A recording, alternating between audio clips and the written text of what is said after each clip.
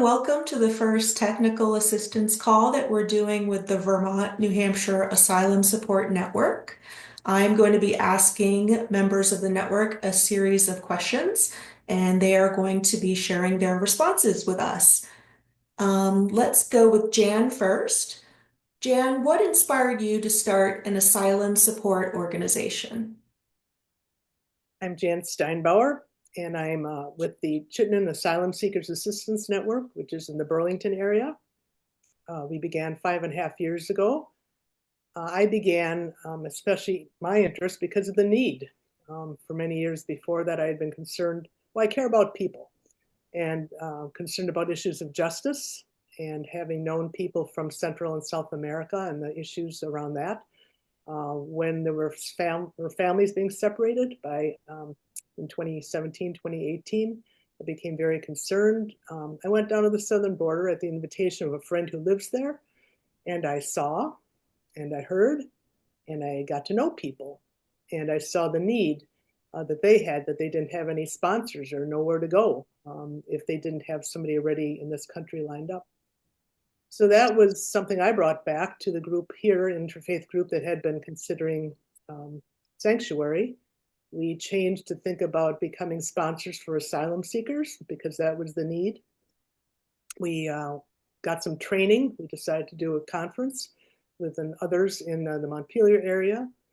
And after that initial conference in June of 2019, we had some smarts, but before we had gotten really to put our plans together, got a call about a mom and a child in need of housing. And I said yes, that we could help.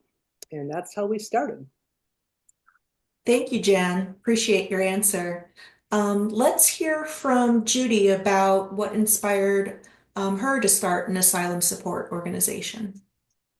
Well, the inspiration for Project Home, which is in Keene, New Hampshire, was actually outrage. This was the summer of 2019. Families were being separated and detained in jails and cages. Children were being separated from their parents.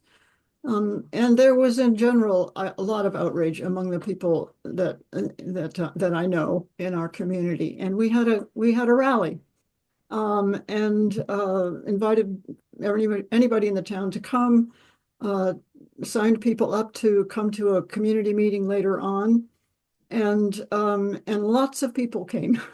And so we started talking about what we could do. Now, our first idea was that we would at that time there was this whole talk about these caravans that were coming to invade our country. And we thought we would have a caravan. We would go down to the border and we would bring some people, some detained people up to New Hampshire. that was kind of that was just a dream. But we ended up creating an asylum support post-home based program. And we did bring early in 2020 two families from the border, from El Paso. So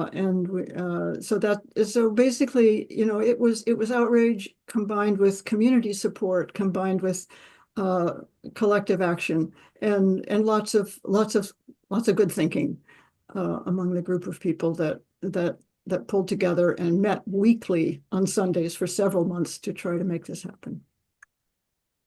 Thank you, Judy. And it sounds like a lot of the motivating factors that you discussed are happening now. So I'm going to ask Rachel to introduce herself. And Rachel, if you could answer the question, if someone wanted to start an asylum support organization, what's the very first thing they should focus on? I'd be glad to speak to that. Rachel Cockbill from Central Vermont Refugee Action Network, centered in Montpelier. So this one is about you and what you want to do as you think of starting a group. The first thing, of course, is to find a friend, or even better, a group, because this work takes a team. And you can cheer each other on and you can divide up work. And then you'll want to investigate the process. There's a lot of material on this website There are lots of different people you can consider helping. And so you have to get a little toe in there to get started. So looking at this website, you can see some general ideas about how to organize, but you can also get links to all of our groups and talk to us. Any one of us would be glad to work with you. You also want to think why you want to help, who you want to help, what you want to do, all those questions. So here's a little tidbit on each one. If you look at mission statements for organizations like ours, you can see they all talk about welcoming people. So welcoming people from other countries who are persecuted, that's what asylum seekers are. Would you have the capacity to help one person or a family or several families? What is your aspiration?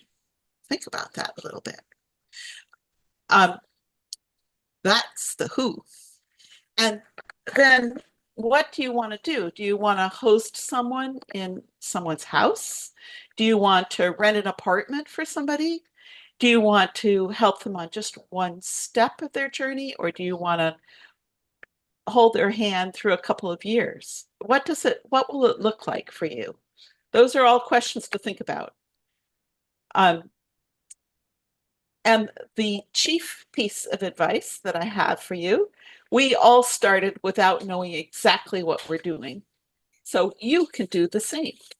Please just start and see how you can help these people who are so desperate for help and yet so brave and resilient to start over.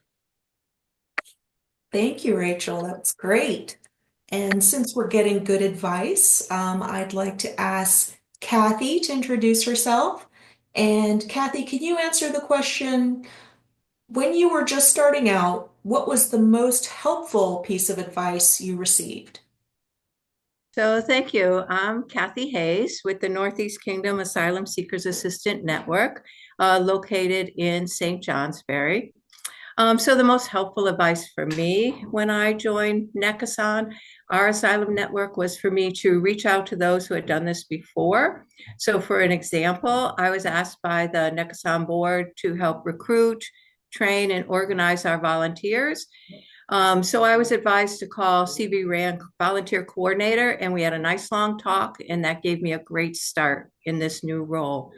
And so I also asked one of our members who had been on the first board of our founding volunteers, and she gave me the same answer as I had, that the most helpful advice for her when this group of 5 came together in the beginning was to reach out to those who had already begun to establish their asylum seeker network, which again was CV RAN.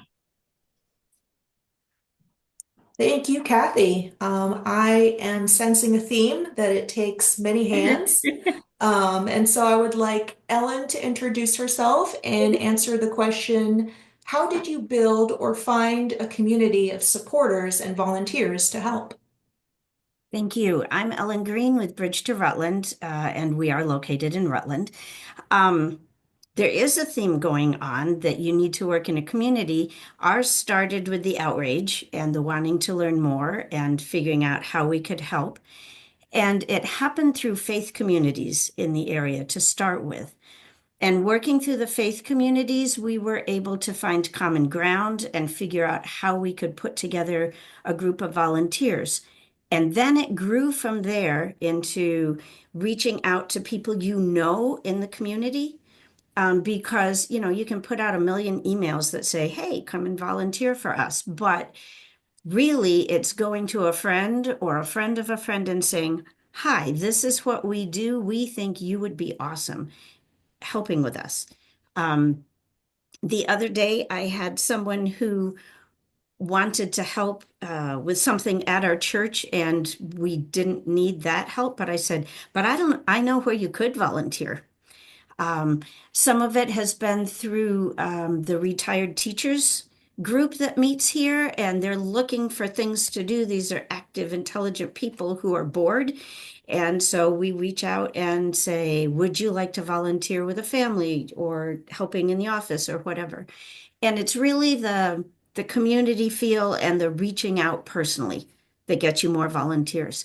And then it's the celebration. That's how you keep your volunteers, is celebrate the good work we've done, have fun with each other, because this work can be hard. But it's so rewarding, and we haven't lost any volunteers yet. Thank you. Thank you, Ellen. That's great. Makes me think that there might be a couple stumbling blocks along the way. So I am going to ask Francie to introduce herself and answer the question, what are some of the major stumbling blocks that fledgling asylum support organizations encounter? Well, thanks, Lindsay. I'm Francie Marbury. I'm with the Community Asylum Seekers Project in Southern Vermont. We have an office in the Brattleboro area. And I'm also the chair of the board for this organization. So I would say one of the stumbling blocks is you're creating an organization. And if you haven't been part of a nonprofit in the past or something similar, there's a lot to learn about that. And it's not the, sexy, exciting stuff that you think you're signing up for, but it's really important to build that infrastructure. And I would say that when you don't have that, it makes everything else harder. So things like having a good database of those volunteers and what they are interested in doing, having someone on your board who really knows finances and spreadsheets and all that stuff and can help you as you move forward, because there will inevitably be some fundraising that has to be done. And then I think also the tech presence. So you can see by looking at our group here that we probably, none of us grew up really in the tech age, and we are all working as hard as we can to keep up with it. And so get some younger people involved, definitely. And some people like Lindsay, for whom this just seems to, come naturally. I think the other thing that is also was a stumbling block was when we started out at CASP, we so much wanted to help these people who were arriving without legal status at that point. They hadn't submitted their applications. They had left behind family, often sometimes children, often parents, and our desire was just let's welcome them, let's give them a place to live, help them do what they need to do to be able to make a new start here. But we were very much coming from that place of, we are going to help you, and we probably know what's best for you. And I really encourage everyone who gets into this work to be so open to learning from the people who come and listening. And they'll tell you what they need. And so one of the major shifts that our organization made was to move from what we learned was a charity model of wanting to help people to a solidarity model of accompanying them on their journey. And I think all of us are still in the process of moving along that way. The other stumbling block, and if you've listened really carefully to everything that's been said by these other wonderful people, you'll know that having that community is so important, and burnout is such a real thing. So if you aren't there to support each other, if you aren't there to say, okay, you don't need to deal with this right now, there's someone else who can help, just take care of each other, because it's the joy of doing the work together and moving forward with that attitude that will make all the difference. So thanks. Thank you, Francie. That was incredibly insightful, and it sounds like it's been quite a journey. Last but not least, I'm going to ask Martha to introduce herself and answer the question, looking back, what might you have done differently and why?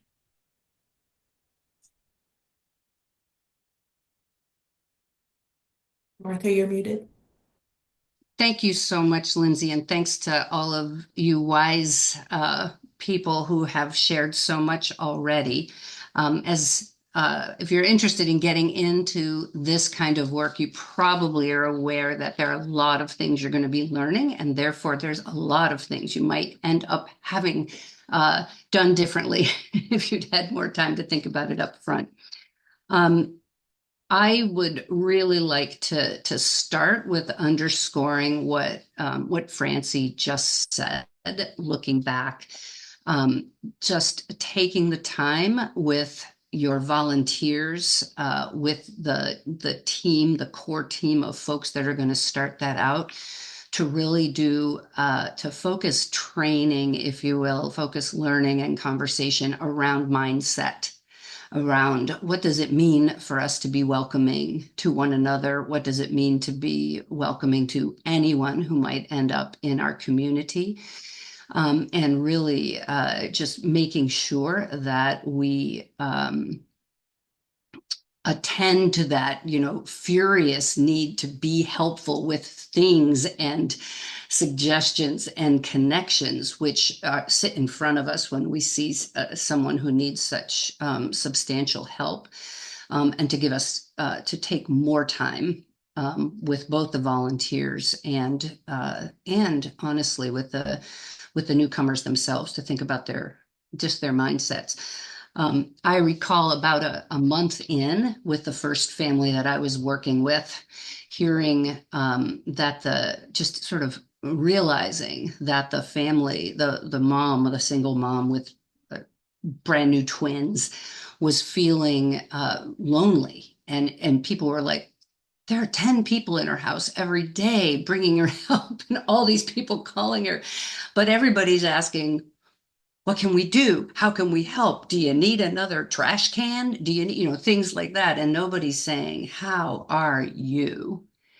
And so just to put us back in that mindset, and that is for something for the individuals as well, again, repeating again, but really, really important for those of us in the work. What's the very most important thing right now? And how can we be ready for more things? There are a zillion things we could do differently in our startup and in our organization, and every step along the way as we access all the resources and everything else that we have to do to help build the connections, build the community we need. But that would be my one thing to suggest right now. Thank you, Martha. And thank you, members of the Vermont, New Hampshire Asylum Support Network, for answering our questions. And we hope to have a couple more of these sessions that we can put on the website, because I think that it would be really enjoyable to hear more of the types of stories that, like the one that Martha just shared. Thank you very much.